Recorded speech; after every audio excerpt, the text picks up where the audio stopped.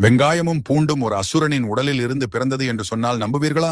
இன்னைக்கும் பல இந்து மத வழிபாடுகளில் கடவுளுக்கு படைக்கும் பிரசாதத்தில் வெங்காயம் பூண்டு சேர்க்காம சமைக்கிறத நம்ம பார்த்திருப்போம்.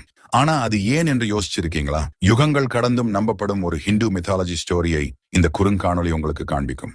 சமுத்திர மந்தனத்தின் போது, அதாவது பார்க்கடல் கடைந்த போது, அமிர்த கும்பத்தை ஏந்தி கொண்டு தன்வந்திரி பெருமாள் கடலில் இருந்து வெளியே வந்தார். அமிர்தத்தை ருசிக்க ஆசையுடன் தேவர்கள் மற்றும் அசுரர்கள் அனைவரும் காத்திருந்தனர். அப்போது விஷ்ணு பெருமான் மோகினியாக அவதரித்து அமிர்தத்தை பகிர்ந்து வழங்கத் தொடங்கினார். ஆனால் அமிர்தத்தை சுவைக்கும் நோக்கில் ஸ்வர்பானு என்ற அசுரன் தேவர்களிடையே பதுங்கி மோகினியின் கையில் இருந்து அமிர்தத்தை தானும் பெற்று குடித்து விட்டான். இதை கவனித்த சூரியனும் சந்திரனும் உடனே மோகினிக்கு தெரிவித்தனர். விஷ்ணு தன்னுடைய உண்மை உருவத்தை காட்டி சுதர்சன சக்கரத்தால் ஸ்வர்பானுவின் தலையை வெட்டினார். ஆனா கதையில இங்கதான் செமட்விஸ்ட்.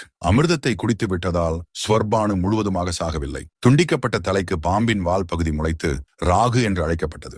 முண்டமாக கிடந்த உடலுக்கு பாம்பின் தலை முளைத்து கேது என்று அழைக்கப்பட்டது. ராகுவின் கழுத்திலிருந்து விழுந்த அமிர்தத்தின் சொட்டுகளிலிருந்து பூண்டு மற்றும் வெங்காய செடிகள் பூமியில் பிறந்ததாக நம்பப்படுகிறது. அமிர்தத்தின் ஒரு பகுதியிலிருந்து பிறந்ததால் வெங்காயம் மற்றும் பூண்டில் ஆரோக்கிய நன்மைகள் ஏராளமாக உள்ளன.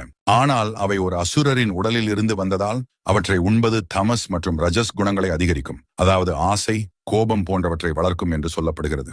இதனால் ஆன்மீக வழிபாட்டில் நாட்டமின்மையை தூண்டும் என்பதால் ஒதுக்கப்பட்டதாக நம்பப்படுகிறது. மேலும் சிலரோ பலியின் போது இரத்தத்தால் முளைத்த தாவரங்கள் இவை என்பதால் அதை கடவுளுக்கு பிரசாதமாக படைக்க வேண்டாம் என்று ஒதுக்கியதாகவும் நம்பப்படுகிறது.